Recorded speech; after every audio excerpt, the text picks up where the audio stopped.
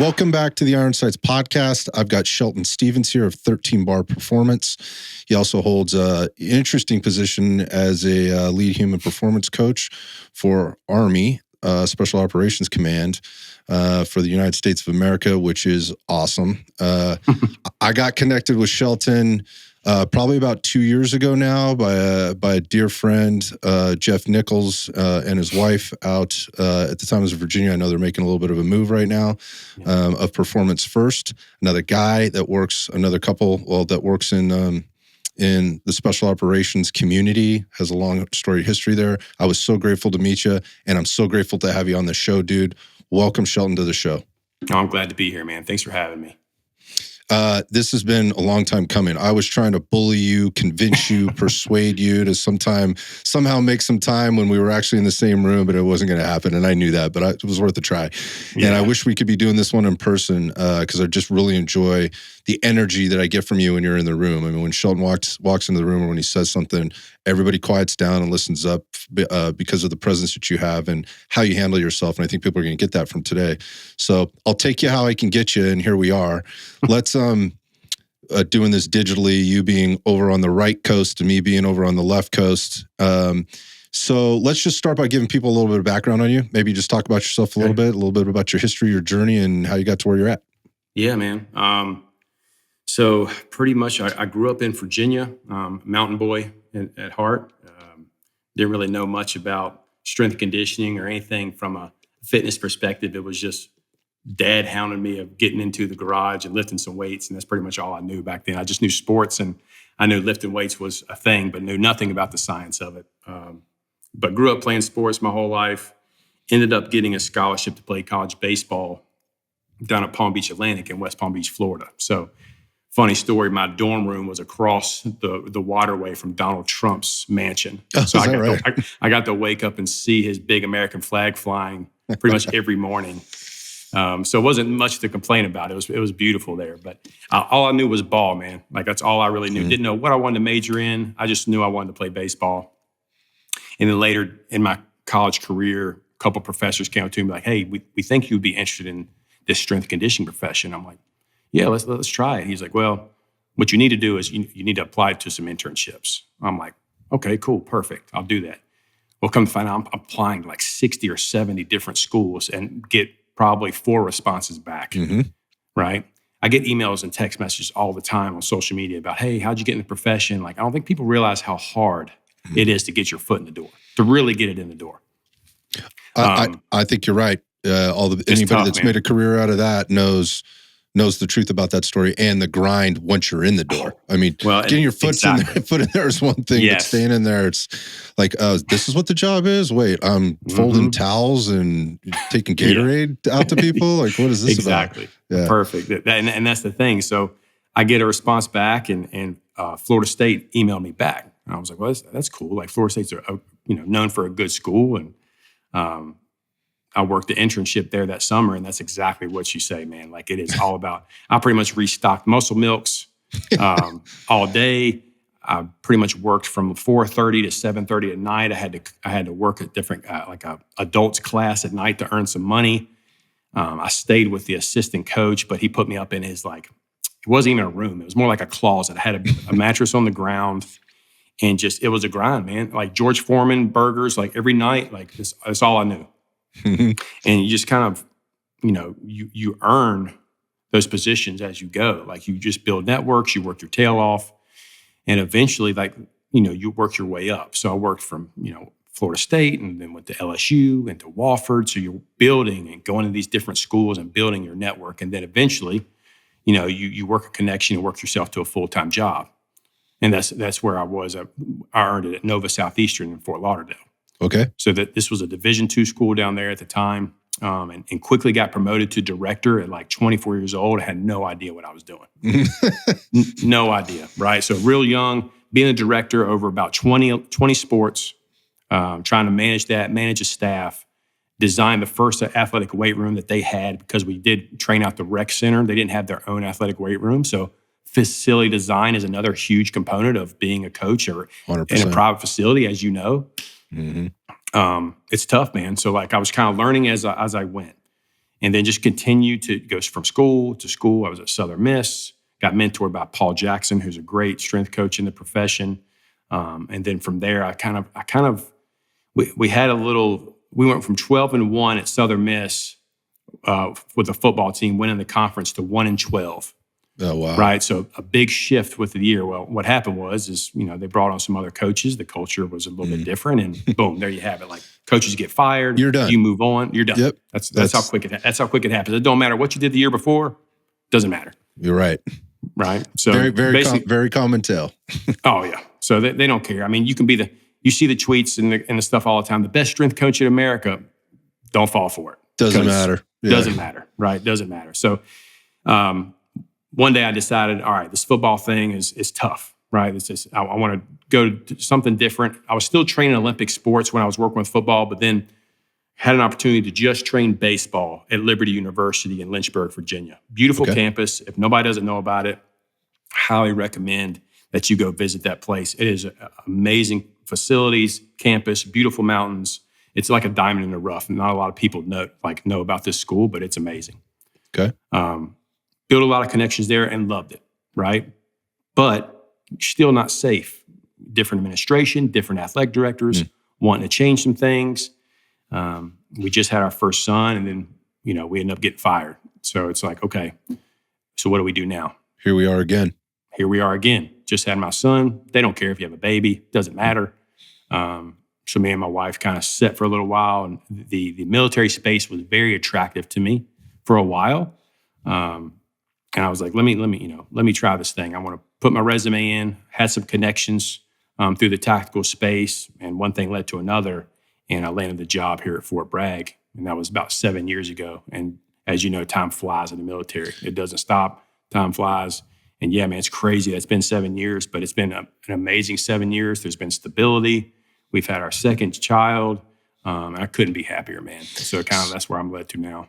Yeah, so this is a good transition. So thank you for taking me through that. I knew a little bit about that story, but there was some detail in there I didn't know. And thanks for sharing the trials and tribulations of being a strength coach. Anybody that I've ever brought on, I always make sure we go through that journey, and it's always the same, man. It's the same theme kind of every time. Yep. Tough job. We've sent 2 guys out of Red Dot to some pretty good places, and they've been very successful. But when they, that was the path they were on. They said, look, I think I want to get into, strength and conditioning positions at the collegiate level, and then potentially move on. I'm like, you sure you want that, man? Because life's pretty good here. Like, there's no sleeping on cots here, and it's pretty good hours and whatever else. Well, that's what the internships are about, man. Like, exactly. We get interns in all the time, and even undergrad internships where you get the interns from the school.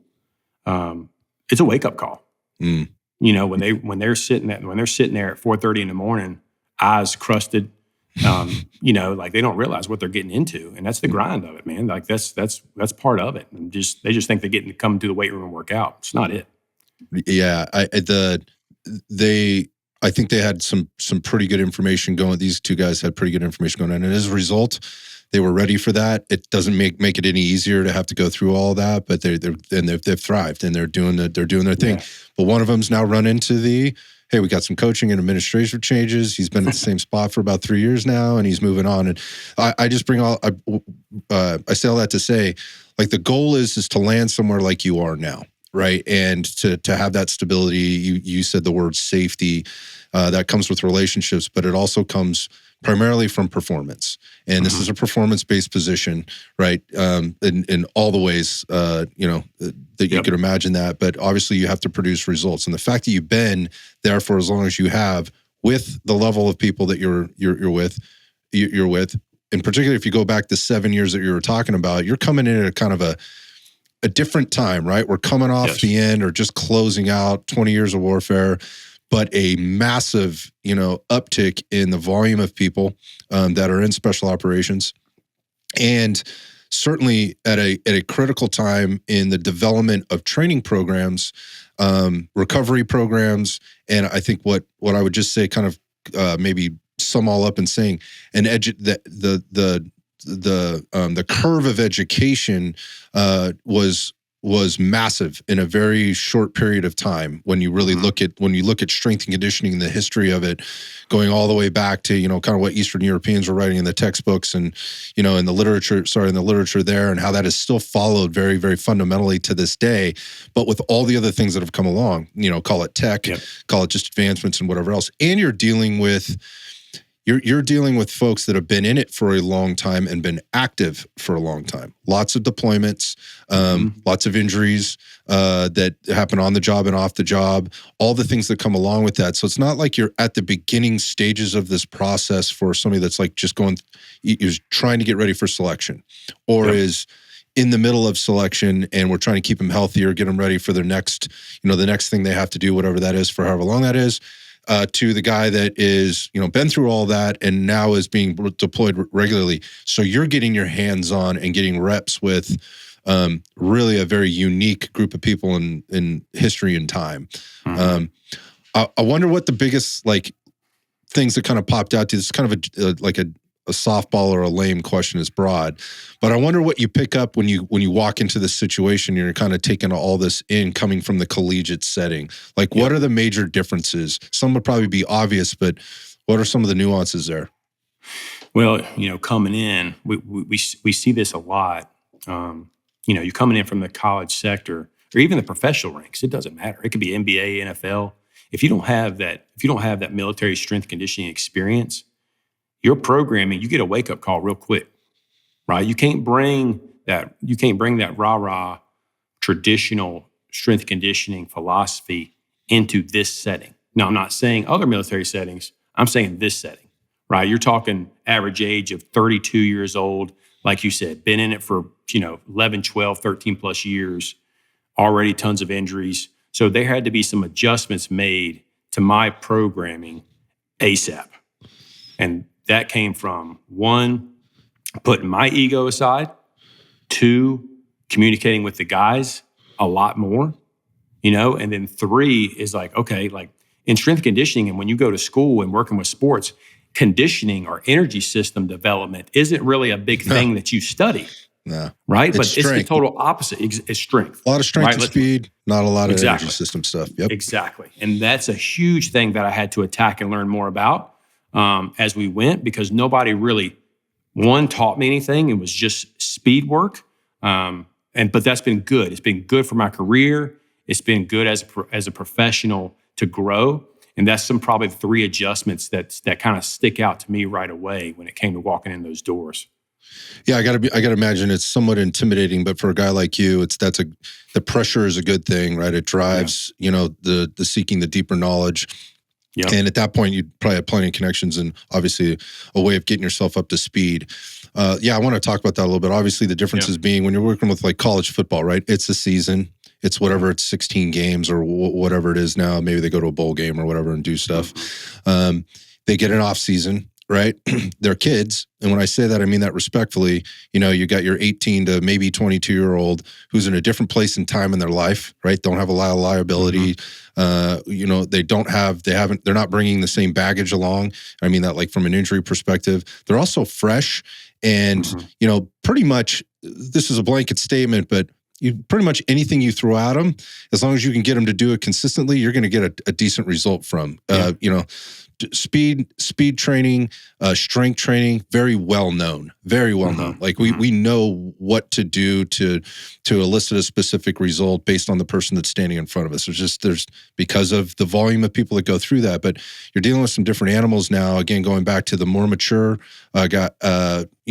athlete, let's call them athletes, because I think that's what they need to be treated as and recognized as. And fortunately, Special Operations Command there is doing that by bringing in, which is another interesting point, somebody from the outside to bring this to them that recognizes these aren't NFL players, right? These aren't Division I football players. While that base of knowledge super important and gives you a platform to be working from, they bring you in from the outside. I'm curious about that. Just in how that conversation went, how that maybe that interview or vetting process went, and where were you in the stack just with regard to other people they may have been interviewing? Do you know anything about that? Because to me, this is unique. It's interesting for me to hear, and I know it happens more, but pulling people from the outside in to help versus from obviously the institution. Yeah. So when you apply, you have no idea where you're going. So I did through connections, just, from hearsay, but most people really have no idea. They just see Fort Bragg special operations, right? They That don't can mean a know lot of where. different things, man. There's a lot of people there. Yeah. 100%. And a lot of people don't know the difference, right? So that's how kind of that went. I don't know who else interviewed, but now we go through the same process as a normal, operator would. We got to do a board. We got to do the whole deal, right? Okay. We don't get any special treatment. The interview, the board, you're talking about 7 or 8 highly ranked individuals right in front of you. Wow. Drilling you. No smiles, no feedback, and they're just hammering you with specific questions. So it's a little stressful, right? It's new. You're not used to that. Like, in sport, you go out to lunch and you're talking to the athletic director or the coach, and it's not really, but this is all business, right? But I pretty much knew within 48 hours. They let me know kind of right away, like, hey, like this is, we want you here. We want to try to get you here as soon as possible. We'll give you a temporary security clearance so that you can start programming right away, like right into the fire. There was no, hey, this is how we kind of do things. That was kind of happening along the way as I was writing programs, getting programs done. But to say that the prior, 10 to 11 years of collegiate experience before that didn't help. Right. Like 100% it helped. I would never trade it for anything because I truly believe if you specialize in one sport, you are really handcuffing yourself. You need to train multiple sports, multiple athletes, females, males, different lengths, dealing with different coaches. That has completely helped my programming strategies, communication with higher ranked individuals here, being able to give presentations and briefs in front of these guys that half of them don't give a crap what you're saying, right? So like that pressure's there, but coming from that kind of realm and dealing with that many coaches in sports, like it really helped with that kind of pressure, right? And I'm constantly learning as I'm going here. I'm still learning. So it to me, like I listen to what you're saying there, and going back to this board situation and what was actually being evaluated there. You don't get inside that room unless the resume passed obviously the eyeball and the sniff test, right? Yeah. You also don't get there unless some phone calls have been made on the back end to back check who this dude is. I believe it was 2. I think it was 2 or 3 different phone interviews and video calls before that board. So, this is a big position, and there's a lot attached. There's a big responsibility. And to me, what it kind of sounds like is, I talked to a lot of guys in law enforcement on the quote unquote special operations side of things. You want to call them SWAT or whatever their units are, because they do a lot of different things. And what they're looking for is the right fit. Does this dude fit the culture? Is he trainable? Right? Is this somebody that we can work with, put in front of our people, and put in with the group of people, and can assimilate, but also stand their ground, right? Ask the right questions, be in the right place at the right time, and can they move along with us so that we can develop them into the thing that they need to be? Yeah. And I guess I put that out there because that sounds familiar in that sense and kind of what I've experienced otherwise. But it also speaks to, I guess what it also speaks to is like now I would assume or imagine at this point, and I don't want to assume too many things, are you now involved in maybe onboarding other coaches on the staff? And what's that process look like for you now?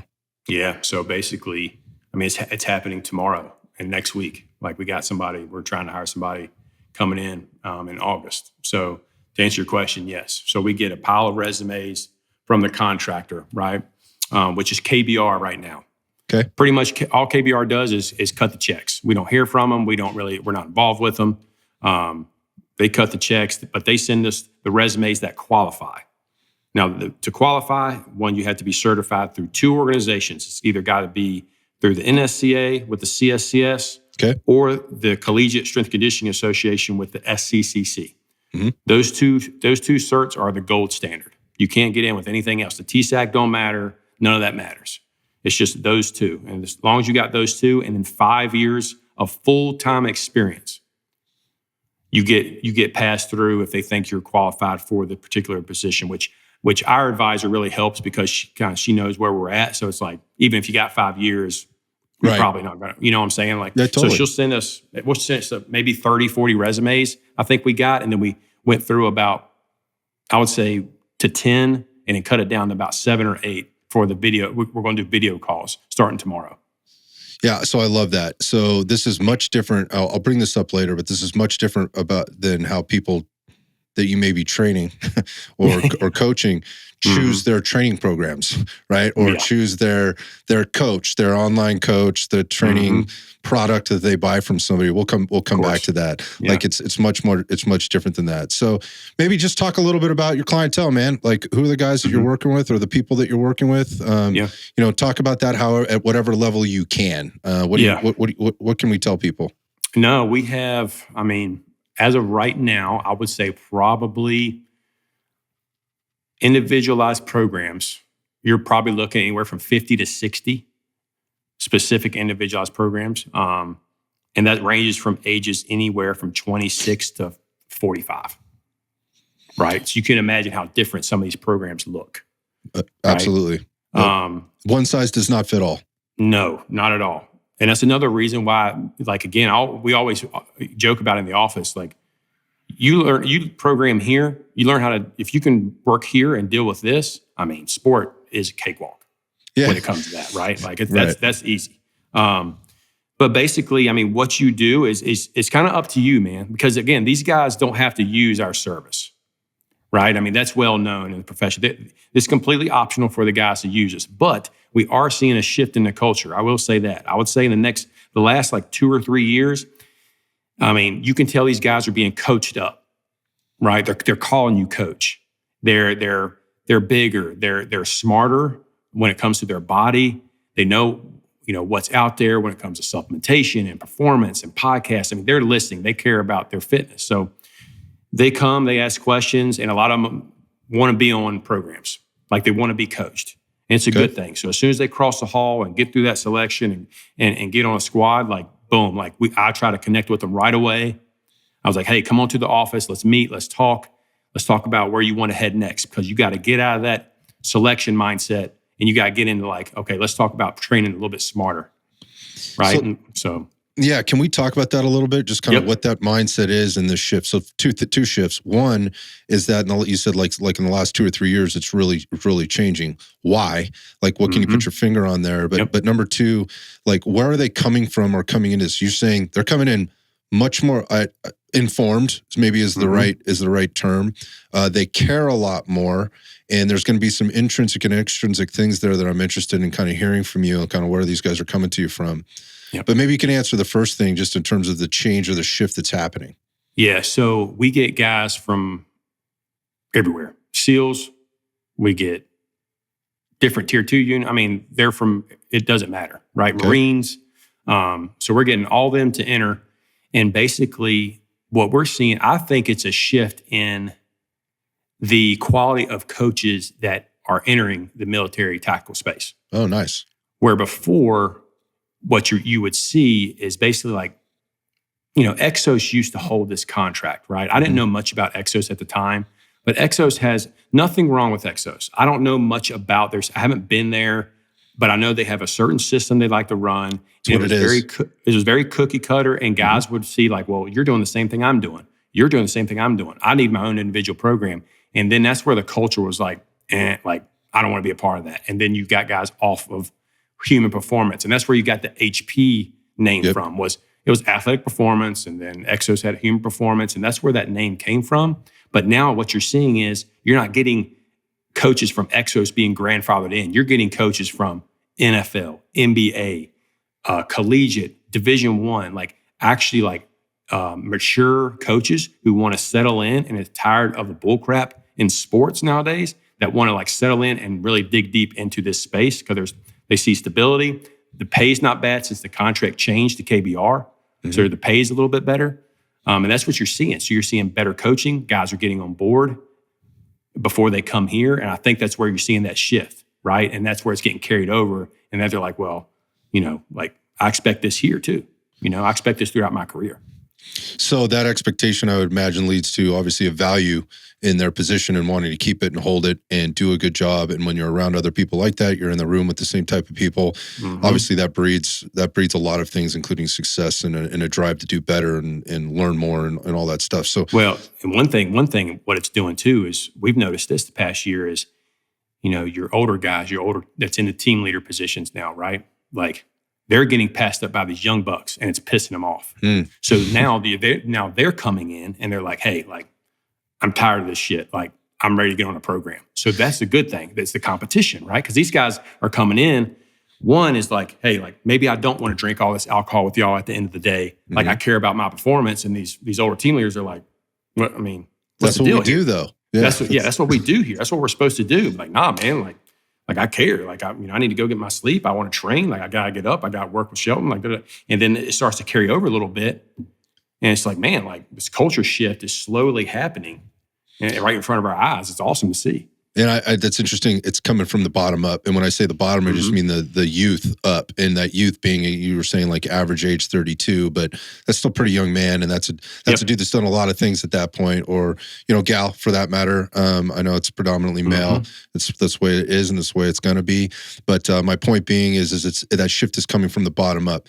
And again, it's coming from that information, the closing of the information gap, and then the connection to that information and an understanding of it, and then getting to a point where they're like, I know I can't understand all of this. Like this isn't like I got a lot of shit on my plate. I got a lot of things I got to do. Like I'm required. I got to jump out of planes. I got to be able to, whatever. I got to dive. I got to do, all kinds of stuff, right?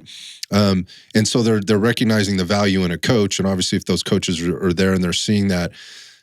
That closes that gap. That's exciting to hear. And that was my, I know, again, we mentioned a couple names just at the top of this, but that is really, I think where people were seeing this go, and they knew they needed to get their arms around the younger crowd. So going back to these folks that are walking into your office at a much earlier stage now that you're not having to convince, now you're just in a position, they're asking for the help. Let's talk about them and their experience up to that point. So they're coming in more informed. I'm wondering, outside of like, they understand there's some things they don't know and they need to know. They've maybe been on a program or two, right? But they didn't start there. They started with like an indoctrination to something, whether, call it Bootcamp, right? And they went through that and they were in the best shape they've ever been in their life, right? That's right. Then they come out of that, then they go to selection. Then they're in really good shape for a while, and they get starved to death and worked to death and whatever else, and they're not in this great shape, and they pick up a couple injuries along the way. And then there's this transition out of that, right, into, okay, now I'm operational, or I'm in the beginning stages of doing that, or trying to be there, trying to get on that team, and I've got to find the right fit for me, but I really haven't been given any solid information or any structure to how this should look. So I want to talk about that part right now. Where do those guys go in that gap there? Well, see, the cool thing about what we do is, one, they go through that boot camp, right, where they're dehydrated. They got to do all kinds of crazy stuff to even get in the building, and then they go through a whole nother process. 6 months, right? But we get them 6 to 7 weeks early. Okay, so that is the time frame that we use to educate. Plant the seeds and train. Yep. So it is. So we have cognitive specialists, we have dietitians, we have PTs. I mean, you name it, we got it. And basically, it is a full 7-week camp of just training and just education. They do nothing else when it comes to just if they want to go shooting, maybe in the afternoon or something like. Oh, you have them for 6 or 7 solid weeks. We have them. Yes. Got you. Okay. Yep. So that's all they're doing is pretty much eating, training, sleeping, being educated about how our building works, what we have to offer, what you need to be doing, what you don't need to be doing. And they hear from briefs from us as strength coaches, the nutritionists, cognitive. They do it all, and that's when we get our baseline testing done with them. We kind of set the standards. And we kind of educate. And the cool thing is we have the data from, 26 other classes. I'm like, hey, here's proof that this works, right? Yeah, right. This is the proof. Like before we offer this is what the long O course or the short O course times were. And then when we started offering this, it's a minute and a half faster on average. So the proof's in the pudding, right? So that just the buy-in factor starts right away. And we're just training them up. So the adoption is happening earlier and sooner, Yes. as then they're going off to be very busy doing the other things that they're required to do after that 6 or 7 weeks. 100%. And they're still in that boot camp training mindset.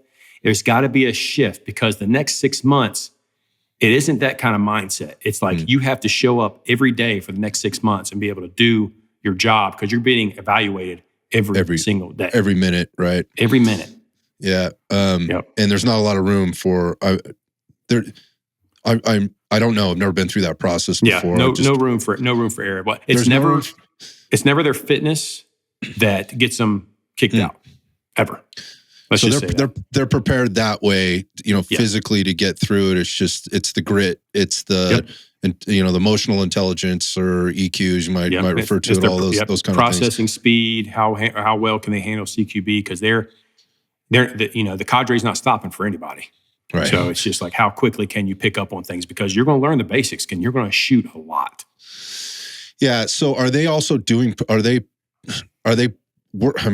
the additional fitness that they're doing during that time, if any? Like, I don't know. Like, what are most guys doing? So basically, you're looking at your typical traditional PT tests, your obstacle courses, different things like that.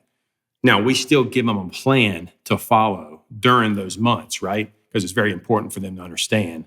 And that's where like we talked about before we started, is where that microdosing stuff comes in handy too.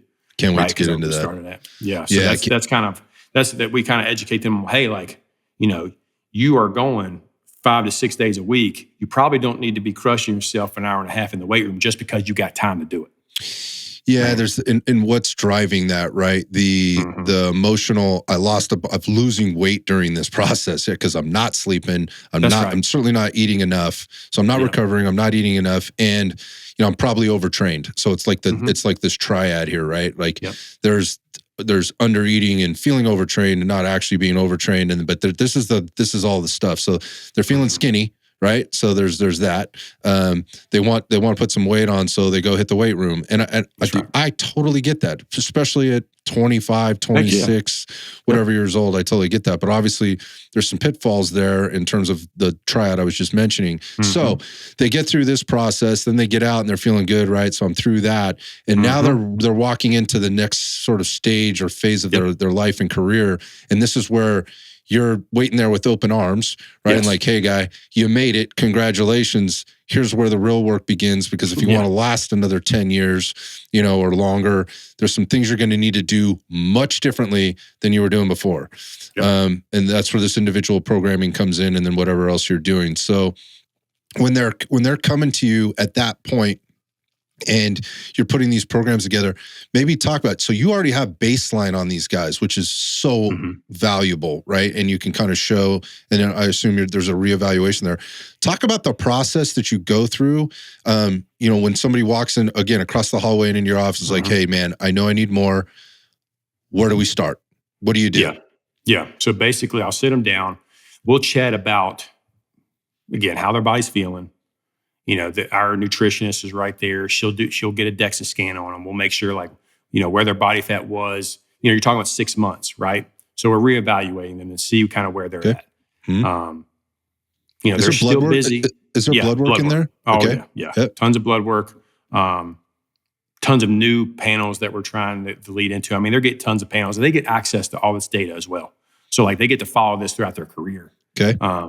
Through a database that we use. So blood panels, they get eye syncs, right when they come in, just from a concussion protocol standpoint, we measure that. But then on the performance side, we obviously do tests as well. So we reevaluate all that once they cross the hall. But basically, when they sit down with me, I'm like, okay, listen, now it's time to get serious about your training. It's time to train now, right? We're not training up for tests. There's no crazy volume, not no sloppy reps. The intent needs to be there.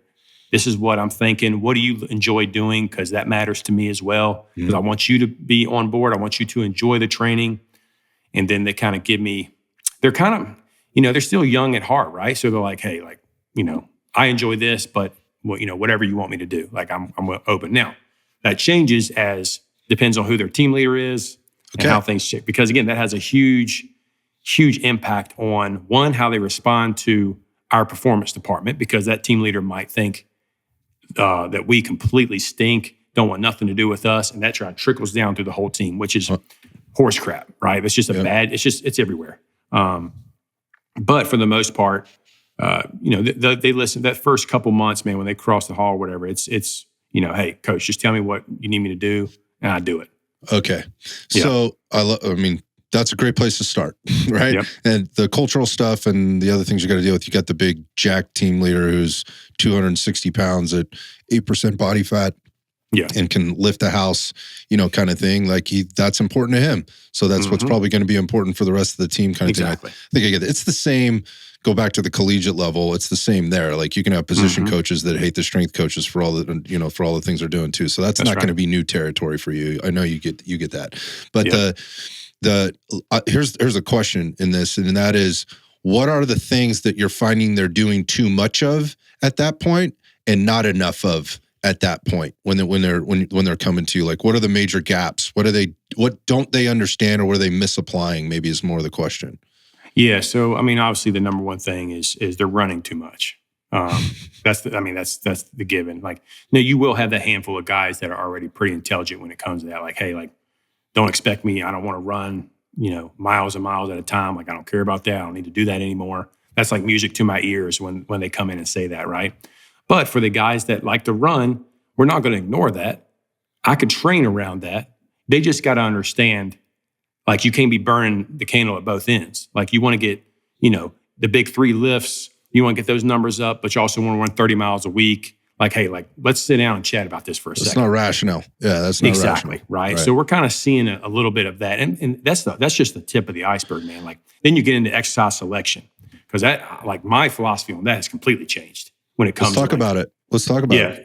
So, I mean, guys are used to just coming into the weight room, dropping their gym bag, going straight through the barbell, right? Because that's all they know. Right. But as we educate these guys on, like, hey, there's different kinds of bars, there's machines. Like, you probably need to use these different vessels, because they're not smart enough to know, like, again, strength is strength, power is power. Doesn't matter what vessel you use, you're still getting the same stimulus, right? As you age, your vessel probably has to change a little bit, right? You can't just be using these compressive strategies over and over again that you've been doing for your entire life when it comes to... And expect to get the same result. Because, again, like, you can try to chase change plates and put change plates on the bar, but how do you know you're really producing force? And I talk to these guys all the time, because some of them enjoy Olympic lifting, some of them don't, some of them enjoy, barbell, bench press, back squat. But again, that's where the force plates come in. Okay. Right? So that's where the force plates data come in, because you can have somebody increase their 1RM, but their force production went down. Yep. Exactly. So, like, that's where it's, hey, is it a technique thing? Because maybe your technique just got better. Usually that's the case, right? Their body awareness, just things have changed, but your force production, which really what matters, hasn't changed, or it's gotten a negative effect. So what are we doing here, right? Yeah. So now we're talking some serious shop, right? In terms of people understanding the importance of the values in these different domains, right? If you maybe that's the easy way to look at it, the layman's term, when we talk about power, endurance, strength, velocity, all of these speed, all the things that we can add into the table here, and how they stack up. You don't have to be like the 260 pounder might not be producing, but they can bench press 100 more pounds than the 220 pounder. But that 220 pounder has way more on board and in the tank to, number one, do that faster, do it longer, and do it more consistently than this other guy. And really, those are the things that we should be valuing, right? Like, what is the resiliency of this person? What is the durability and repeatability of the things this person can do? And those are the things that I got it. So now you're starting to download this stuff onto people through things like technology and true human performance coaching. So the first thing was they run too much. And we hear that a lot. And again, people go back to, well, that's what got me in shape before, right? And I had to do so much of that. But to your point, like, you're not having to do that anymore. You still need to be able to run. So I want to talk about the running for just a second. And we're going to get into this microdosing thing, because it's so important for people who are so busy all the time, right? But go back to the running thing. In terms of a running evaluation, like a good running eval, what are some of the metrics or standards? And I don't know if that's the right word, but what are you using from an evaluation perspective to start to program for somebody to get them to understand there's your baseline. If you do the things I'm telling you, this will improve by this much, and you don't have to run 30 miles a week in order to do that. Where do you start with them? So basically our main aerobic test, right, is our 1,200 meter time trial. Yep. That's what we run, right? It's right in the middle of, it's not the 1 mile that everybody knows, right? And it's not the 400 that's short and intense. I mean, it is right in the suck fest. It's the worst. It's terrible. Yeah. But it's a good test because you don't know that time. It's going to suck. You're going to have to push a little bit. But I mean, we've collected so much data on this test. Like we can kind of predict of kind of where their 2 mile is, where their 5 mile is going to be, right? And we can kind of use that as a standard. I can get all their paces, everything off that. So everything can be customized, individualized, and we're good to go. So if they do want to run, a total volume of 5,000 meters in a session, cool. We'll do that. I got your aerobic threshold pace, and we'll hit the ground running. And that's where the buy-in factor is important too, because you can't.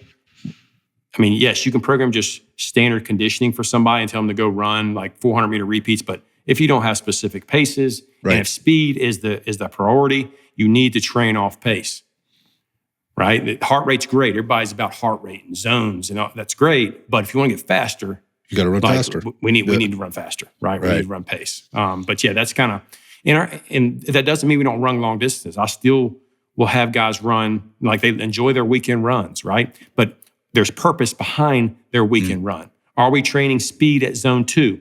Or do you want to accumulate volume at zone 2? Right? It isn't just going out, putting your shoes on, and just going for a weekend run. Like you're defeating the purpose. Like you don't know where your heart rate's sitting. You don't know what the purpose of your run is. Like there needs to be a purpose for everything that you do. Now, there's always time to enjoy yourself and just go do whatever. It's fine. I understand that. But as long as I'm programming it, I want to make sure you have a purpose for everything. Yeah, I think that's the key point here is like, why are you doing what you're doing? And I do understand the emotional fulfillment, physical fulfillment, all the things that come from getting out, doing that 5 mile run and feeling good doing it. Yep. And there could be some real life application for that at some point. Likely not, but it could be a thing. And so you want to know that you can do that. And I think the other connection that people have to this is like, running keeps me fit. Yeah, what type of running and what type of fitness are you trying to achieve? And that's where the lines get blurred and things get really gray for folks. Yeah, I think people mix up fitness and performance. 100%. Right? There's two different things there. Like there's, even health and performance, right? Yep. Like, yes, health and performance are two totally different things. Everybody, like these guys want that edge, right? You always want that edge, and you always want that edge when it comes to your job experience. But why is it the same thing in your performance? Right? So you need to treat it the same way. So basically, I mean, when it comes to running, like I try to tell them that, like, hey, let's put some purpose behind what we're doing here, right? Like I want paces for you. I want to make sure we're hitting all up and down the intensity spectrum because the majority of guys in this building need more power, not strength. They're strong enough. So that's another of the pieces that are lacking. And you brought that up when we were talking about using the power plates and things, just with regard to increasing power and force production, right? And how that translates over. And that's the disconnect. Like you need to understand, like you could even put on a little bit more weight, but does that make sense, right? In terms of your power to weight ratio here and what we actually need to get you to, what you told me you need and what you want and what you're doing. There's a disconnect. I expected to hear that from you. That wasn't a preloaded question. I expected I would exactly hear that, but it's interesting you went to the 1,200 meters and the amount of value you can grab out of that, because most people are running the mile, or maybe the half mile as an evaluation, and there's value in those distances. But you going all the way back to energy systems, being able to evaluate energy systems and manage energy systems inside the 1,200, way different than doing it inside the 8 or the 4. And, again, the value that you can take away from a programming perspective to then set yourself up for doing the 400, the 800, or the 5 mile run for that matter, and understanding where you're at, and not just about heart rate. I mean, we could get into all kinds of things. I don't want to dig too far into that rabbit hole, but that one, I know for you it is, and for me it is, but I'm afraid we'd lose people. They should look up 13 bar and have deeper discussions with you. There's the plug. There's the shameless plug. Okay, so running is the thing. All right, so again, back to this population of folks. Okay, so now you're individually programming because there's individual needs and wants, right? There's the concept of individuality and fulfilling the things that need to be fulfilled with the intention of increasing performance and job specific performance. And you kind of talked about collegiate athletics, and we talked about football, and you've got interior linemen, and you've got DBs and running backs, and you got receivers and whatever else, and they all need the same basic human components in order to do their job. They just need them a little bit differently. I wonder, as you're working with these different athletes, right, from all these different places you mentioned, Marines, the Navy, right, Army or whatnot. What are the nuances there that you are that may be a little bit more specific to one than the other that you're having to adjust to and program for? So I make sure to keep my programming framework the same. Their job specificity is complex, right? So basically, their job specificity will fit in my framework somehow. And that's where that sit down comes in. And I'll explain to them like, hey, listen, I might not know exactly what your job, what you do on a day-to-day basis specifically, but hey, tell me what a short, intense, like day on the job looks like. Oh, it's team CQB. Cool. That's when you need to do power. Right? So that's how I kind of plug that in with guys when it comes to the job. Okay, what about a long, slow day? Cool. That's when you need to do repetitive work and your long zone 2 work. That's how we pair up. Basically, we don't compromise the stress. We complement the stress. Right? There you go. And that's where we get that from. And I keep myself the same. They're just telling me where it fits in my framework. And it keeps it real simple. And I think that's so important, obviously, for the user, right? And to understand those basic concepts. But what we're talking about is fundamental principles, right? And that's what's built, that's what's baked into the framework. There are certain things that we have to train. The volume of that, the intensity of that gets adjusted based on the job specificity. 100%. Right. So, and again, people adopting programs because they think that's what they need, or they see somebody else that's doing that in a super fit or whatever else, is a bass backwards approach to choosing your programming. And that's the connection I was trying to make there with that, in getting people to be a little bit wiser about how they're choosing their programs. And for any coach, talk to any coach, any good coach worth their salt is going to have exactly what you just said, which is a framework for, like, we work within this frameworks, and it's flexible based on the user. Yeah, it's got to remain flexible, but the basic foundational principles do not change. They don't change in terms of what people need, right? Okay. The set, like you said, the sets, reps, exercise selection, none of that stuff. Like that gets very specific. That's the easy part, right? Now, getting them to understand that, getting them to understand, like, hey, how about instead of a barbell squat, how about we try a hack squat? Or, hey, you enjoy single leg work? Cool. That's going to be our main squat pattern for the next 3 weeks. A split squat. Like, that's how we kind of get guys to buy in and get them away from, again, those compressive strategies. Like, oh, all of a sudden this month my body feels amazing. Well, wonder why, right? Yeah, like, exactly. You got away from that stuff. So that's part of it. Yeah. So you're talking about when we're affecting these systems, just maybe kind of breaking it down and simplifying it a little bit. You're talking about compressive forces and putting your body under all that stress, putting your CNS under all that stress. Yes. There is huge value in modifying, going back to exercise selection within the framework in order to complement the other stresses that these individuals are under. Wearing kit, wearing and whatever their job specifics are, climbing into and out of stuff, jumping onto and off of stuff, and maybe it's it's diving or whatever else. Like, how do we the squat, the deadlift, or hinging, squatting, pushing, pulling, lunging, Exactly. overhead pressing, that doesn't change. Those fundamentally, those are all going to still be there. It's just how are we applying it? And not all exercises are created the same. It's just an exercise. Your body doesn't know whether it's whether it's squatting a barbell or squatting, tubing for that matter. It's just squatting. It's how are we applying it? And I think that's where things get lost. It's like, I need to squat. Yeah, you do need to squat. Let's figure out the right one for you at the given time period that you happen to be in for the result that we're trying to achieve for the long term, and having that long-term structured plan. So getting into structured plans and in what you're putting together for people, one of the toughest things I would imagine that you have to deal with within those structured plans is the ambiguity of their schedule and the job. There's deployments, there's training things that they have to go do. They could be pulled off. There's all kinds of stuff that go into that. How do you adjust inside the framework for stuff like that to keep them consistent and keep them on the right track?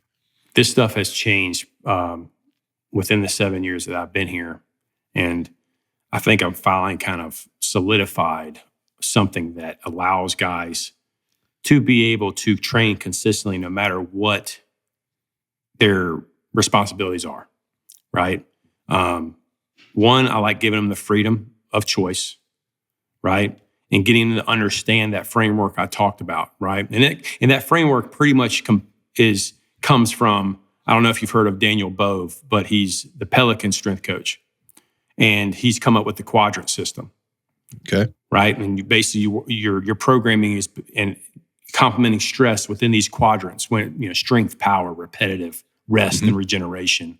But within that, then that's where that comes with the microdosing stuff. Okay. Talk about it. Microdosing. Define. Performance, people. Performance. Get your head out. Get your head out the gutter here. So to break it down in simple terms, I started learning about this from Corey Schlesinger. He's the director of performance with the Detroit Pistons. He's with the Phoenix Suns. He was at Texas for a while, but he started using this earlier in his career, and he's just completely revamped it and really kind of made it his own. And I'm doing the same thing with it. I know other coaches are using it within the professional ranks. But basically what this does is, instead of using a traditional split, say a 3-day or a 4-day split, where you're training 4 days a week, we are breaking up these sessions pretty much. Maybe you might, instead of getting 3 sessions a week, you might get in 13 or 14 sessions a week. Okay. All right. Go on. Mm-hmm. Now, so basically what this is, but they're dosed, 15, 20 minutes at a time, depending on what their schedule looks like, right? Within that schedule, where it goes back to that framework. That's where I'm like, okay, what does your day look like? Do you have team CQB? All right, you want to do a short 20-minute power session before that to prime the system. Go out there, do your thing. You're going to feel a lot better, trust me. Mm-hmm. Then you got time later in the afternoon, get a 15-minute zone 2 ride or something. Boom, knock that out if you want. You don't have to. They have the freedom to do this, right? To just stack sessions. I never like to recommend more than 3, but if they only get 1, that's fine. In a day. But in a day. Yeah, in a day. Now, the cool thing is, I explain to them, if you miss a session, cool. You got 13 sessions out of 14. Where if you miss a day with a 3 or 4 day split, boom. That's like you've already missed a lot of volume you've missed, right? It's just and plus, when I first got into this building, when I would program a traditional 3 or 4 days like they want, right? Like they're used to, they would never finish it. Nope. They always get in the weight room, they talk, they always skip a block or skip sets or skip the conditioning at the end. I just was like, I don't like it. I want you to finish this thing. You're in here too long. I wasn't all about long sessions anyway. And the shorter sessions, which was my thing. And plus, like the feedback, I'm 41 right now, so I'm feeling it in my body. I understand kind of what they're feeling in a way. And I'm like, all right, I'm going to do this myself. I started implementing it. I'm like, man, like this stuff works. Like I'm able to train consistently. I'm still seeing gains. The research is out there on minimal effective dose, on like how much people really don't need to be able to see strength gains. Right. It's all out there. And that's where all this stuff comes from. And so far, these guys are loving, 1, the freedom, 2, how quick the sessions are. And 3, again, we're collecting data as we go to see how much they do drop off, or are they getting better with this minimal training, right? And it's been really working really well. Now, within those days, that talks about, again, it might be a strength session, a power session, a repetitive or muscular endurance session, and their conditioning is the same way, right? It could be power. It could be VO2. It could be threshold. It could be zone 2. It's all within that framework, and that's its own session, right? So you're looking at a total of like 14 to 16 total sessions with lifting and conditioning within a week, possibly, but that usually doesn't happen. Right. I think anybody can relate to that. Like I had my 5-day workout split or whatever, and this day got cut to a half hour, and it's typically 90 minutes, or whatever. So you left something on the table. And then that trickles into your brain. You're thinking about that, like you're bummed out or whatever. It affects other things. There's some, when I think about the microdosing or micro workouts, you start to think about some of the other benefits that you can get from that. And I'm preaching to the choir here, but just for those people that are kind of hearing this for the first time or whatever, you think about that. Like if I go in for a 15-minute power session and then I'm going to follow up that later with something else, like again, a zone two, right?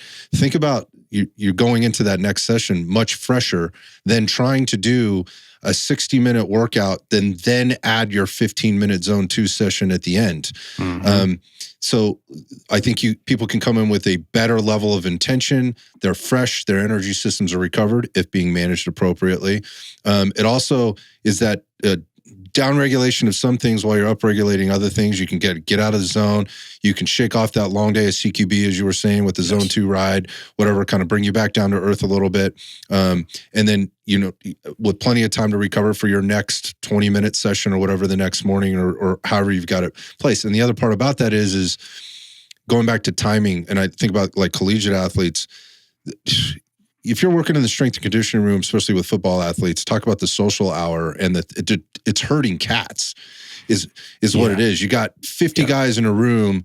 They're all working within a framework, but they're all doing specific things based on position, skill, whatever the case is. Well, I mean, and it's getting missed. It's getting missed. It's getting missed. I've talked to many NFL coaches that's been in the league for a while.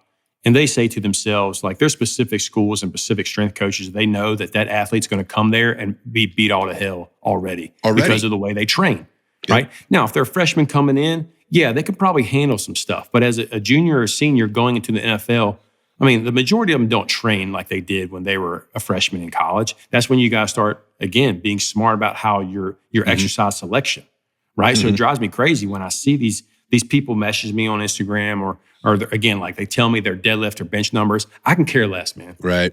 That stuff does not matter. It's not going to matter, right? Like, I'm glad you enjoy those lifts. But again, like, you don't understand, like, you got to understand residual training effects, how long stuff lasts. Again, strength and aerobic, like, that's going to stay around for a while, right? You could probably be fine squatting once every 15 days. Yeah. That'll shock people, but that's science that tells us that. I mean, you can measure it. Yeah. Exactly. Yeah, so I think about this just with people in general, right, that aren't in special operations and where they can benefit by this too. And one of the first things that always comes up is time, right? I don't have the time to put in. Like I've got all this work I got to do in 3, 4, 5, 6, whatever volume of work that I need to get done, and something inevitably falls off the table. And if you're in one of those old school. And when I say that, I don't mean it's not effective. It can be effective. The old school body part split routines where you're doing one thing once a week or whatever.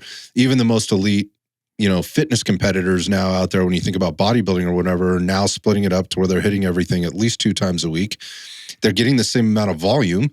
They are just doing it over 2 days versus on 1 day, and their workouts aren't 3 hours. They get that time to recover and come back to it.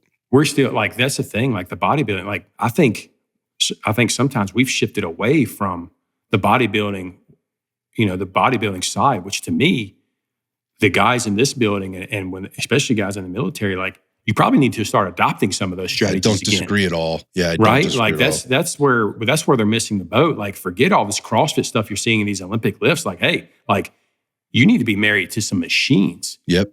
Like this, you talk about like, and that's the cool thing about the microdosing framework is, hey, on our repetitive days, we're hitting that. I mean, we're hitting a lot of machines. We'll hit the barbell every once in a while, but I try to stay away. Like, I don't have too many guys barbell back squatting anymore or deadlifting, especially from the floor. anymore. Yeah, can you talk about that a little bit? Because again, I think that's gonna hurt some feelings. Yeah. So I mean, again, like you said before, a hinge or a squat, like we're talking about a movement pattern here. Yep. Right. So again, we have specific pieces of machines and that allows us to still get the same kind of stimulus, right? So Sornex, everybody knows Sornex or should know Sornex, right? Should, yeah. One of the machines that we are lucky enough to have is the back attack. Okay. Right? Awesome posterior chain piece of equipment. That's become one of my favorite pieces when it comes to a hinge pattern that we use. Also, we have a glute drive, which is a hip thrust machine. Those two pieces are the most used pieces in our building when it comes to the lower half. Yes. I thought you were going to talk to me about the belt squat, but you didn't. So I'm not a big fan of the belt squat. But I like the belt squat, but there's not too many pieces out there that are made well. Yeah. Right. So it's tough. Now the squat, we do have a squat. I think it's a Squat Pro Max. Right. We do have one of those, which the alignment of where, the weight drops in the middle of the legs is good. I'm not a big fan of the pendulum arm, man. I don't, too many guys rely on the arms, the safety arms, and they lean back with vertical shins and they depend on that. So I try to, if I do use a belt squat, I adjust it. I put like wrist straps on the handles and get them to tuck their, exactly.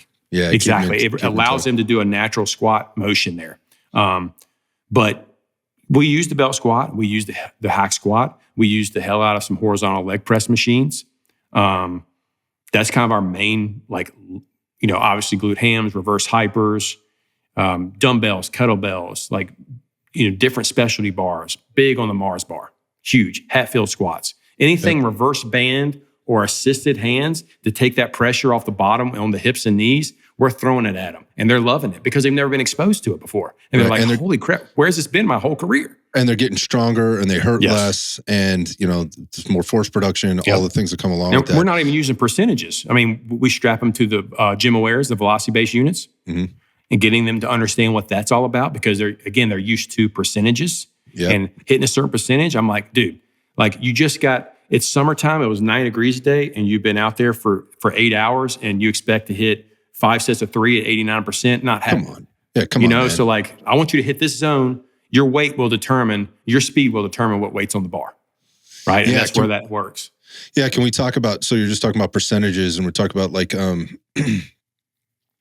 perceived rate of perceived exertion versus say, or we're talking about reps in reserve in terms of percentages and how you utilize that in there. This is a little bit more of a nuanced question, but I wonder how that falls into your framework and what you're using there in different times and whatnot, and what you can talk to me about there. Anytime we I've been kind of using it on kettlebells too. So basically we use a velocity-based unit. We have gym aware in our weight room and it measures the speed of the bar or a speed of, if you have it attached to a kettlebell or even the belt squat machine, you can attach it to things that move, right? And it measures the speed of that movement. So basically what I do is I assign a specific speed for that stimulus for that day. So if I want them hitting strength, I will give them a speed anywhere from 0.48 to 0.7, right? I give them a range. So basically that's all they have to do. Now, if they're tired, it'll show that speed will be a lot slower. So they'll have to take weight on off the bar. So that dictates the load. Exactly. So the speed is dictating how much you're actually lifting. 100%. And there's a lot of wake-up calls there, especially on the bench press, because all guys do like to lay down, put weight on the bar and press it. Well, a lot of them see that, there needs to be intent behind every rep. And that's one thing that it exposes. So a lot of them have been training a lot heavier than they need to be from day to day. And then getting them to understand the intent behind each single rep instead of rushing and just training slow all the time. It keeps guys accountable. So the speed obviously is the assignment, and the intent and keep guys accountable is huge. So, and again, it's a win for us. We don't have to worry about them being married to a certain percentage for that day because they will try to hit it. They will try to hit it, and I don't want them to. Yeah, so I love that. Again, that's a unique thing probably to the population that you're working with, or that may be attracted to the programming, is that they have that drive to try and do that. And this is a great way to manage that drive, right? And make sure that they're utilizing the drive that they do have appropriately to get the best the best result. You were talking about minimal effective dose, to get the results you're looking for. You brought up kettlebells, and it brought to mind for me, I had this conversation not too long ago with a former special operator from your neighborhood, and there's this shift, and you're talking about it right now, and just it's a smarter approach to training. And this guy's from a generation that it's a lot of heavy weight all the time, compressive forces, kind of traditional, got to run a lot, got to lift heavy, that'll get you where you need to go, right, and be tough.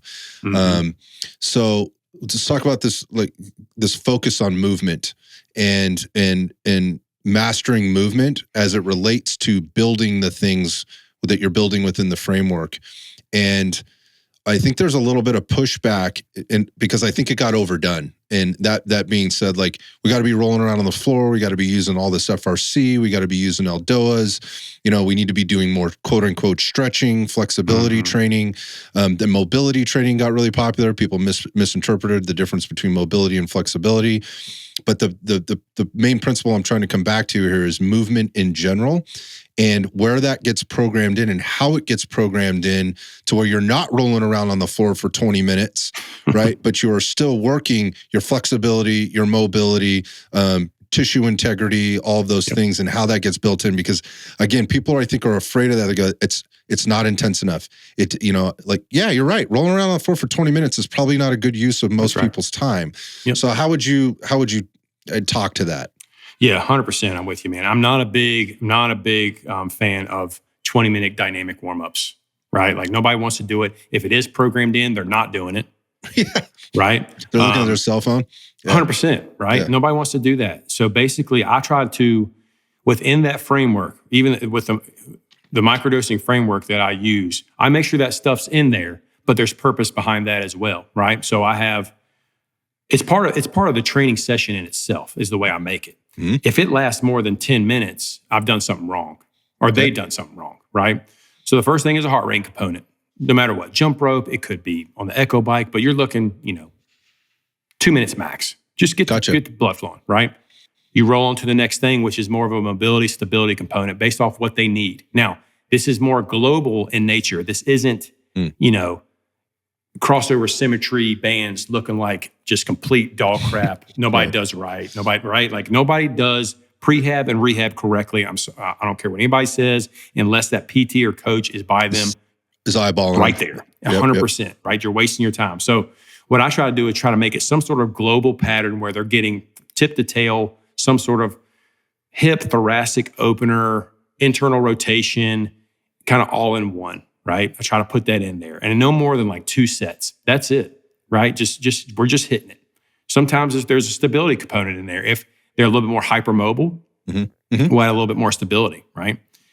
Next block, we go straight to our tempo loading phase, which is, I always have an eccentric or isometric component in every training session, always, every day, based off the movement of the day, which is the last one on the block. So basically, it could be anything. If we got a main squat pattern for the day, we're probably going to hit some sort of isometric squat or overcoming isometric or some sort of eccentric, depending on what we're trying to train, right? So that's that tempo loading block. Again, 2 sets max, maybe 1, right? The next one is my favorite, is basically the coordination and integration. That's where it's like, we're challenging you to be an athlete. Now here's where it all comes together. This is where it all comes together. We're doing some funky stuff. Sometimes I might get too funky, and guys are like, what are you doing? What are you programming? But basically, it's just, again, putting the upper and lower together. It might be keeping the lower linear and you're rotating the upper, right? It's just different things, right? There's some Franz Bosch stuff in there. There's some just crazy stuff that I'm trying to play around with. Again, a lot of stuff that will challenge them of probably what they need anyway, right? Getting out of their linear vertical space, right? Learning how to, again, pass kettlebells. Maybe we're looking down with the kettlebell. Maybe you start looking up while you're passing the kettlebell as a progression. Like, there's just different things of learning the body in space. I love Vipers, the big tubes with the handles. Huge fan of those, right? We plug in those. And a lot of the stuff I got from Corey, like he's done with his NBA guys. But again, it's not just for NBA guys. You're talking about overall movement capacity and learning how to learn your body in space. That's my favorite block because it exposes them the most. And then they go straight to the movement of the day. And all this stuff is done within 10 minutes, like 10 to 15 minutes, and then it goes through the movement. That was a fantastic explanation and music to my ears as just kind of thinking through it, in that if I had to break it down simply and tell me if I'm wrong, but this is what I'm getting is, first, it's a bit of activation, right? And mobilization. Let's get some things going, the blood, right? Let's get your body temperature up, maybe just a hair, right? Let's get things moving around. And then let's start to integrate it into the things, right? And then it all complements whatever that session is for the day, right? Like you're 100%. You're moving right into, like, it may be a little bit more hip focus if we're more in a hip focus pattern for the day, right? Exactly. So it doesn't. So what you said there, you did a really good job, in my mind, of simplifying some very complex things, right? But you didn't overcomplicate any of it in getting the work done that needs to get done. Yep. Also, the work that they'll actually do, which is so important as a coach in terms of your program. I mean, you can have all the buy-in in the world, but a person hates this, this particular part of it, they're just not going to do it. So how much time have we wasted, and how much have we left on the table in terms of performance at the end? I mean, we had a guy today with the coordination block. I was anxious to see him do it. Basically, it was a linear 10-yard sprint, holding a plate to the side, and they're sprinting forward. Okay. Right? So again, like stabilizing, like you got to hold stuff on the job, right? Like, and you got to sprint with it. It's the same thing, right? That's where I kind of get them to connect the dots a little bit with this stuff. Yeah, you have to. Some of it might be frou-frou, right? But they kind of get it. So it's just that. It's challenging the body, skipping with a plate overhead or a med ball overhead. Again, keeping the upper stable, working the lower, keeping the pelvis stable. It's those sort of things that, again, they're like, this is just different. And it's different, but they like it because it is different, right? Yeah, and again, giving them something new and challenging that they're not good at is important to show them. Yes. Part of it's the psycho, analytical, like chopping you down. You kind of suck at that, dude. Like you could get better, and obviously with the driven clientele, they'll likely take that as a challenge and hopefully apply themselves. But the point of that is you don't have to concoct something weird around something that they might be doing on the job. We're not trying to simulate what you do on the job in the gym. What we're doing is we're trying to set you up with a framework so that when you have to go do the job, all the things are running in the background. And again, I see a lot of people overdoing things with from all kinds of perspectives that are trying to do that. And so you mentioned something there. This next question, you mentioned like overhead movement, and I think this is a really important topic for the specific population or like populations that let's just say have job responsibilities and equipment that they need to wear or get around or whatever on a regular basis. And your take just on overhead movement for these folks as they're getting on in their career, and adjustments that are being made. And I know this is going to come back to exercise selection, but maybe you could kind of talk about that a little bit, because and to preface this, we had a bit of a conversation about this in person a while back, and it really resonated with me because I was hearing you say things that I hadn't heard. I'd been talking to people about, but I wasn't really, I don't think I was resonating with them. And when you said what you said to me, I was like, so this dude gets it. Like, so I'm just going to have you, just kind of walk through your philosophy on that and your methodology of how you apply some overhead stuff in your programs. Yeah. So I don't have anybody on any kind of barbell overhead program. I don't have that exercise in any of my programs. Just from one, I can look at the majority of guys in our building of how they're built, their posture, what they can handle. A lot of neck, upper trap, shoulder issues anyway. Now, that doesn't mean we can't press overhead. So correct. The main bar that I like to use, it's called a T-grip bar that we got. We've been trying different bars. The multi-grip bar is fine. Some people call it a football bar, but again, it's a big rectangle, and you have to really go into extension. To get, and I don't like that, right? So the T-grip bar has like a little groove that allows your head, you don't have to move it really far out the way. And their shoulders or their hands are in a neutral position, which fixes everything for some guys. They can go to basically a palm face and it just kills their shoulder, but instantly go into a neutral position and it fixes everything, right? So we play around with that a little bit. So if they love to press overhead, we'll play around with that a little bit. If that still bothers them, we'll go into a split, like a little staggered stance. Because sometimes just that little pivot of the feet stabilizes the pelvis a little bit and fixes that lower back issue and works up the chain to the shoulder, and everything's fine. So we kind of progress, regress. And of course, landmine stuff is everywhere, right? Like landmine, all kinds of different pressing variations, from split stance to bilateral to rotational pressing to half kneeling. Everything's, tempo, eccentrics, like you name it, we're still pressing at that angle. And we got to make sure that the scapula is moving correctly, because you can press all day long, but if you're not allowing that scap to move and going through that full range of motion, you're defeating the purpose of shoulder health. You got to let that scap move, elevate, depress, and do those things for shoulder health. And all that plays into it. Some guys can, they can press with one arm with dumbbell or kettlebell, but they can't press with both arms. Right. So that, there's many different things that you have to play around with and listen to the guys about. And the feedback I tell them the same thing. You have to tell me what bothers you. I'll tell you what's next. Right. And we'll just keep playing around with it and just finding something that works. Because you definitely need to work the shoulder and press, but we need to just find different ways. And then you look at machines. I mean, plate loaded, cable, isolation. I mean, there's many different ways to still press that might work for somebody's shoulder. There really is. I mean, I got somebody on a 5-3-1 simple program right now, not using any barbells. It's machine for the shoulder, it's Mars bar for the squat, and then the back attack for the hinge. And we're still hitting 5s, 3s, and 1s on it, right? So I mean, and they're still making progress, still getting stronger, still adding power. Yep. Yeah. So I wanted to bring that up only because I think it's an important component.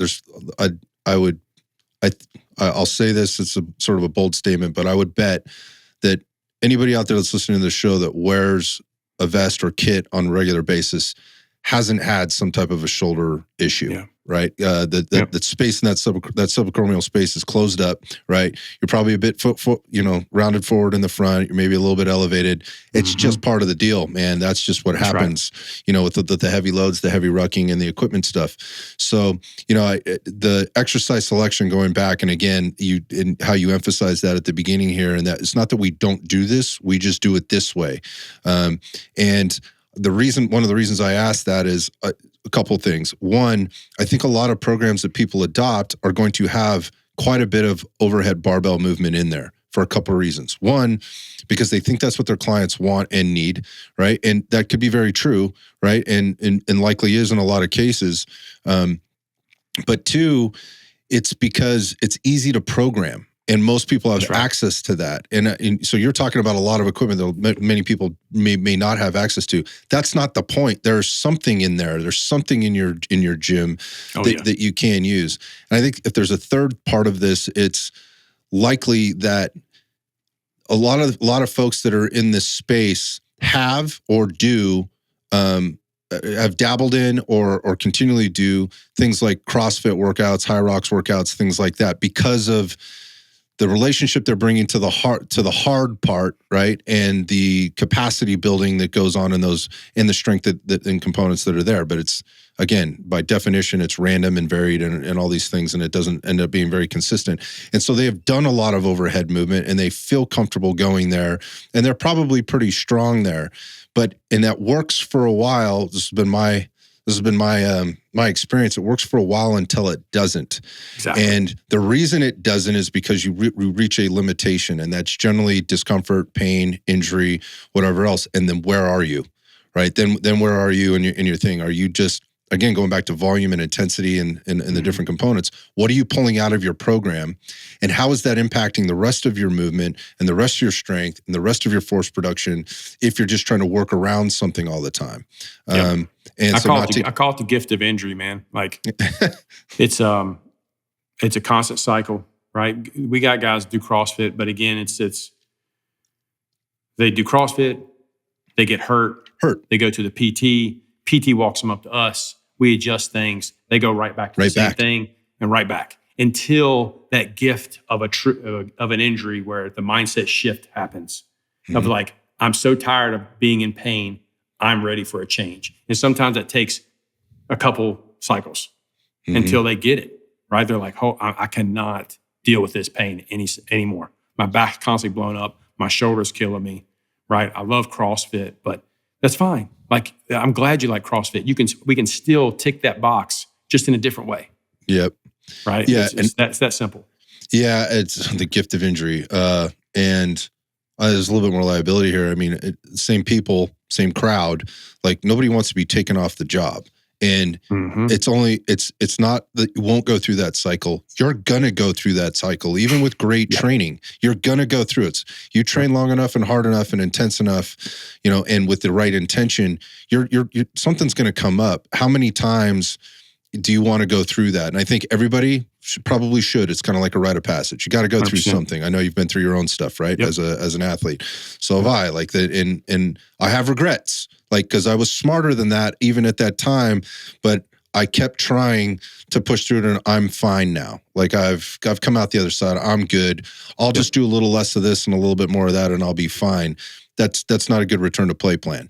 And eventually it's going to catch up. And what is that doing in terms of limiting your capability, but also what is that doing in terms of creating liability? And obviously in the line of work with the folks that you're working with, that's a big fucking deal. I'm sorry for my language, but that is a big deal. I mean, that's their availability is number one, right? That's just, they need to be healthy. They need to be ready to go. And that's where the adjustments come in. That's where the talks happen, right? Because the PTs can have the conversation with them. I can have the conversation with them. But really, intrinsically, that has to come from them eventually of that mind shift of, I got to change the way I'm doing things. And most of the times, that's the way it goes. Yeah, unfortunately, yes, it is. Yeah. So just a little transition here into, I said at the beginning, or I think we were talking about at the beginning, and like trying to find the right fit for people. And there's a lot of folks that don't have you as a resource, right? Immediate resource, in person or whatnot. But there are a lot of people providing resources out there, right? And a lot of people, and some people are doing a lot of people are doing an excellent job with that. And they're trying to maybe carve out their niche, or they have carved out their niche, and they're working with a very special population of people. And they do a good job of screening those people, making sure it's the right program, getting them into the right thing for them, not just selling them a cookie cutter program. But invariably, there's always going to be room for these different types of programs as somebody who's maybe training for something specific 100%. Or is looking for something specific in their periodized approach, however, complex or smart that might or might not be, or may not be. So, when I look at the things that you put out, I pay very close attention, and I've actually purchased a couple of those programs over the years to get a good inside look at your framework and how you handle things. And it's interesting is I've done that with other folks too. And it's just this thing. The smart people are pretty much agreed on a lot of things, but they're working with a little bit different, most things, but they're working with a little bit of population. There's a little bit of, nuance to all that stuff. However, I say all that to say, you have several programs available through 13 Bar that people can get into, right? There's a, I think there's a one-on-one coaching program there. Yep. There's also some like supplementary programs, like add-on programs to maybe something you might be doing. And then there's some very specific stuff, like what are you trying to do? You're trying to run faster because you got to pass a test, or you just want to run faster, or are you trying to just look? I want to look good for the beach, right? I want to look good with my clothes off, kind of thing. And so that is always the challenge of a coach, particularly one like you who knows so many things, and you're trying to package something that can be the right fit if it's appropriate for the person, but isn't always the right thing. But you got to give them something, right? And you got to give them a little bit of what they want. Can you talk about your process there and some of the stuff you got out there, man? No, it's. I mean, you still got to run a business. 100%. Like that's just the way it is. Like, I can't control how you approach this program, right? Like, I don't know what your techniques looks like, because there's nothing wrong with a barbell deadlift, but you have to know, one, the stress in your life, your research on technique and how it needs to be done. Like, we can help you along the way as much as we can, but it's really on the user's end to figure that stuff out. Like, that's you and I did, right? Like, I've blown up my back doing crappy deadlifts before. Like, I've hurt myself doing that stuff. It just happens. Yeah, ask me how I know. Yeah, so it's just, but at the same time, that's why, like, with the program approach, I try to have a little bit of everything there. Your traditional barbell stuff, strength and conditioning in some programs. Again, the Beach by like Jacked Summer is the one program that we follow like a Poliquin kind of method, just the 6, 12, 25 stuff. Like we do different things in the programs just for people that want to have fun and still enjoy that stuff. But there's also, again, that one-on-one approach where you really want to dive deep. There's custom run programs where, okay, you want to do your own lifting thing? Cool. Like I still want to know what you're doing lifting wise. Mm-hmm. You can still do that, but here's how I want you to work around my conditioning plan. Mm-hmm. So that way, the individual conditioning plans, we have not the individual conditioning plans where they can just figure out their own paces and do their stuff. And then we just dropped the microdosing program, which I freaking love. And that's something new, and we're constantly trying to perfect it. I'm not saying it's perfect, but again, that's just something out there as an option. And then obviously PDF choices. Like we have the app, we have PDF. It's just, again, I've always went back and forth on what I want to do. I think it's so important to have, it's hard. I think it's important to have both, but at the same time, you got those turds out there that's going to spread your programs around and you're going to lose money. That's just part of it. Yeah, it is part of it. And I think every good coach that's trying to do what you're doing recognizes that. And I play in the same world with regard to programming and like you're trying to deliver. I think here's the thing that I take away, and that is, it is up to the user at the end of the day, but what you can do as a coach is do the very best job you possibly can at packaging something that is a very good product. Yeah. It is up to the end user to apply that appropriately, to first choose the right one and apply it appropriately, and then use the resources that they have or that are available to them. And there's millions of them now. There's just too many resources now. There's millions of programs out there, but you probably see it too, is I would say more than 70% of people don't finish it. Mm-hmm. They're not consistent. They don't finish it. They jump to another program. They get bored. It's more of the consistency and, again, being wired a certain way of like, hey, like I'm dedicating myself to this program. If they just dedicate themselves to a program, it'll probably work for them for the most part. Yeah, I mean, even if it's not a good program, exactly. I mean, often like if you stay committed to it, and again, again, what I see in your programming is the way it's set up, and some of it's a little shorter and some of it's a little longer. Yep. So there's something there for everybody, and I appreciate that. And the position you have to come from as a coach, I know ideally you'd like to have everybody in front of you because that's the best way, to get things done in the most efficient and best process. But that's not available to everybody, so you have to put stuff out there. Again, with all of the things to choose from out there, I think what you've done a really good job in is providing something from a very broad market spectrum, right? You don't necessarily, this isn't just for special operations, right? Like there's something there for everybody, and I encourage people to look at it, not because Shelton, trains the elite of the elite, right? That's the tip of the spear type folks out there. That shouldn't be the reason you're choosing Shelton is your coach. Mm-hmm. That is a nice add-on, right? That is a nice thing to have on the resume. But because of all the things that you've heard him talk about, right? Or I've heard you talk about, it's the intention of each thing that you do. Like everything is carefully selected. It's not because it's easier, right? Or it's more convenient, right? And that's a thing that I think people unknowingly sacrifice in purchasing programs. That's right. That they're getting something that's convenient, right? And I get that. That's part of fitness programming. I mean, I own a gym, man. The number one thing that people come to the gym for, the first thing is always going to be convenience. Is it close? Can I get there? Can I park? Do I have to walk a mile, right?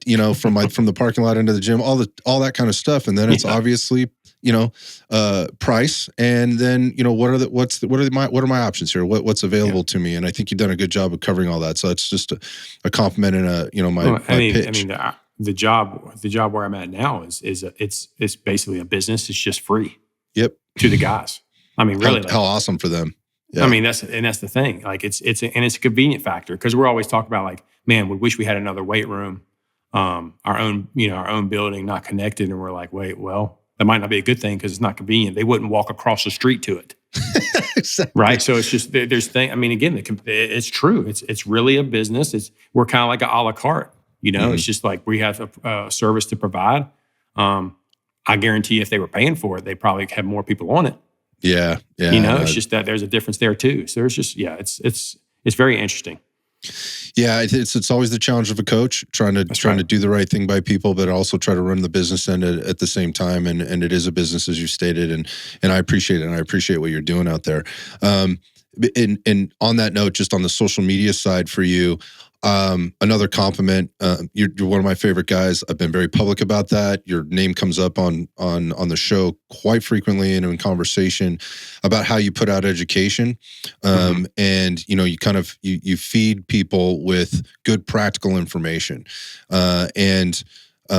You're coming at it from all different angles, and there's a little bit of you on there, but it's also like, hey, here's some things to think about, and here's some examples of things that you may try, and there's always good context to the why. So going back to the why you're saying what you're saying, I think that's an important part for a consumer to be thinking about whenever they're consuming information or quote unquote marketing from anybody is like, are they backing this up with some type of rationale? And does that sound right to me? Does this pass the sniff test? I know that's a tremendous amount of work to do. And I would have bet it's probably not your favorite thing to do. Most coaches don't like doing that because they're busy doing other stuff, including trying to manage their lives.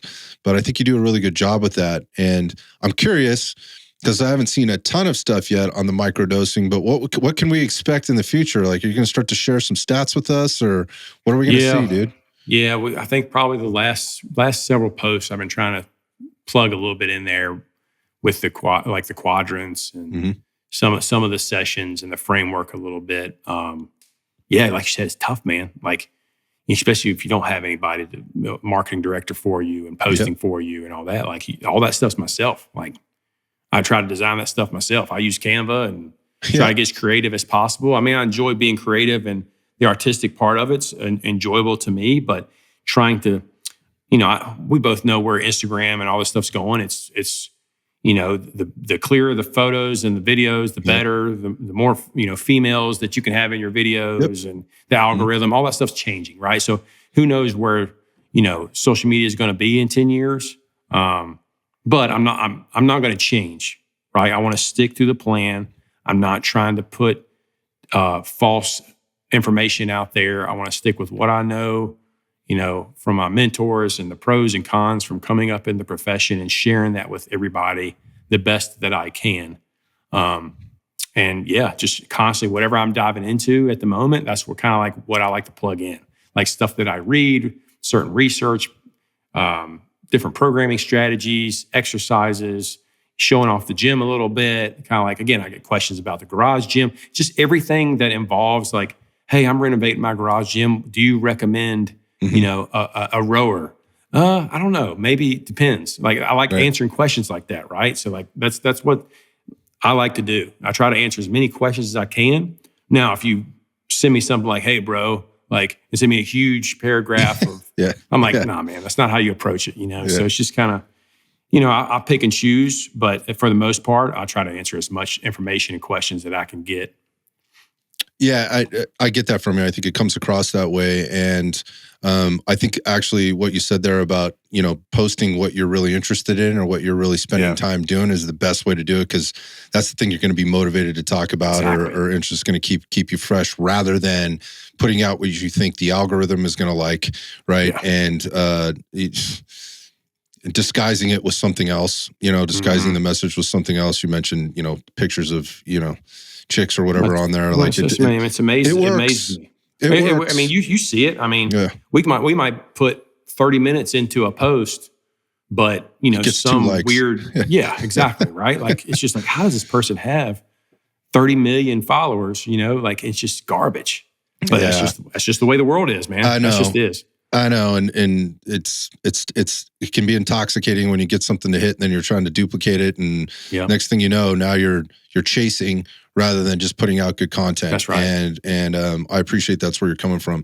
So I have kind of one last question for you, because again, going back to the population that you work with, I think this will resonate with a lot of folks that listen to the show. There's a lot of first responders that listen to the show, a lot of, career people that are grinding. They're doing the thing, man.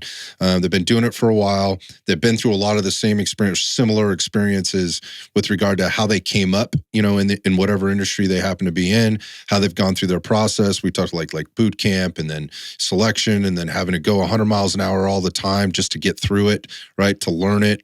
There's all kinds of, you're drinking from a fire hose.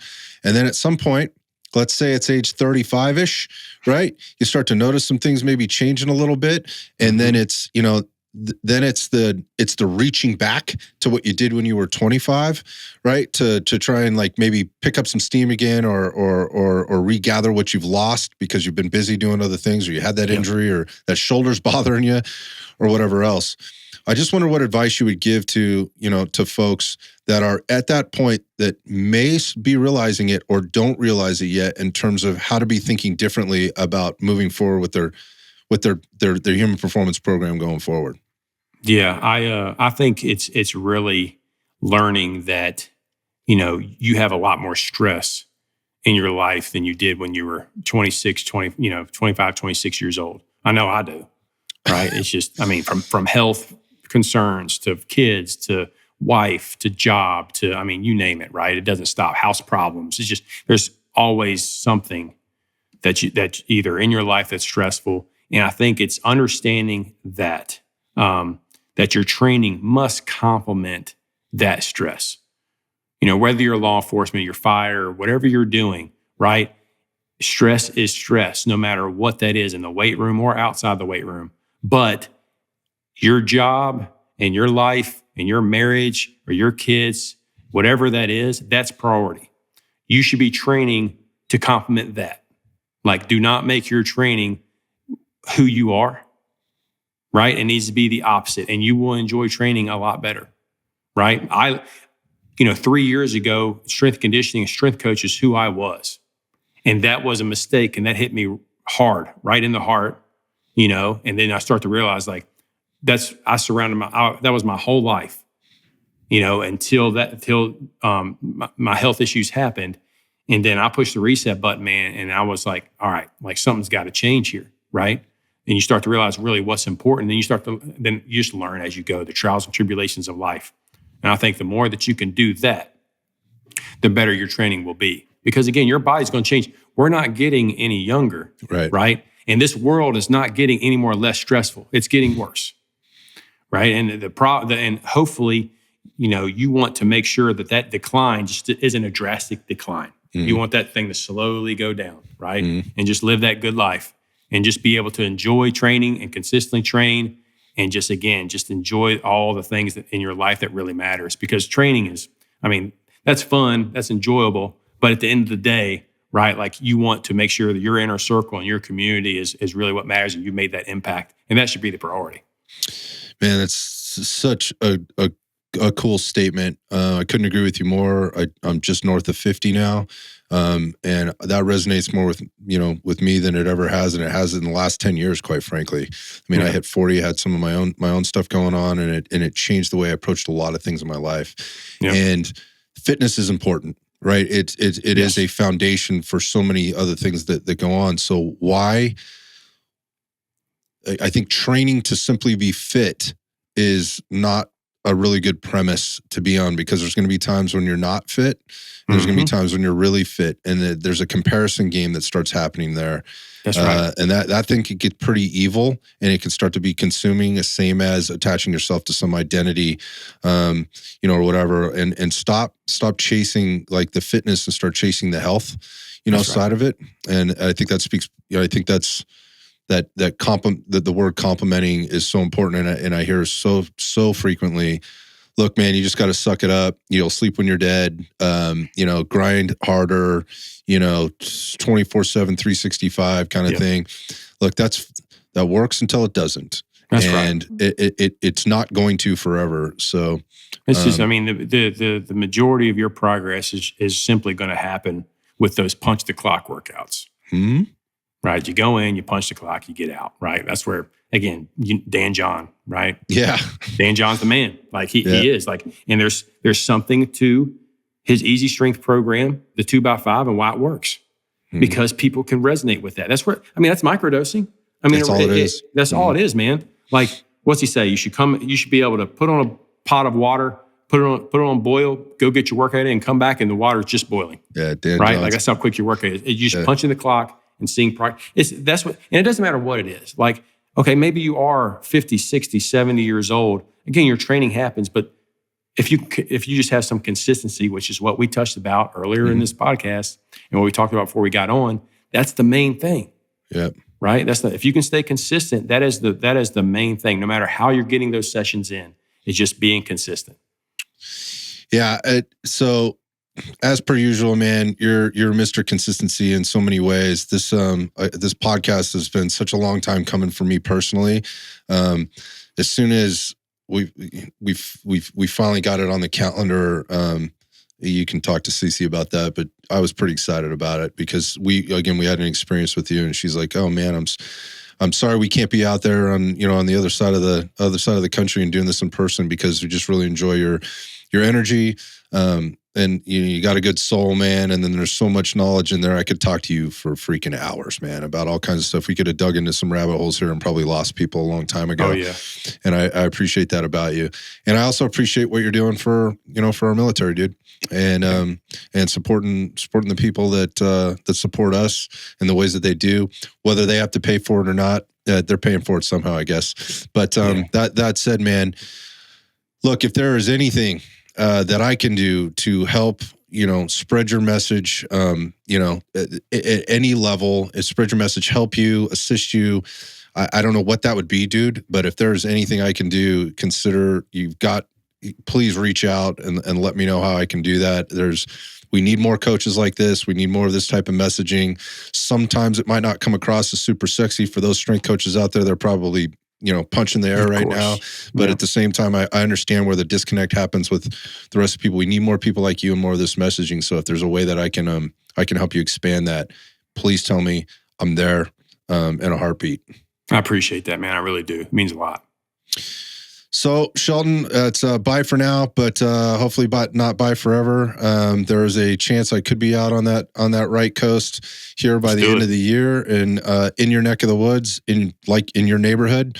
Awesome. And I'm working on that. There's some other folks I would really like to connect with, and man, let me buy you dinner. Yeah, let's do it, man. All right, I appreciate you. That's the least I could do for today. Right, best of luck to you, man, and take care. All right, you too.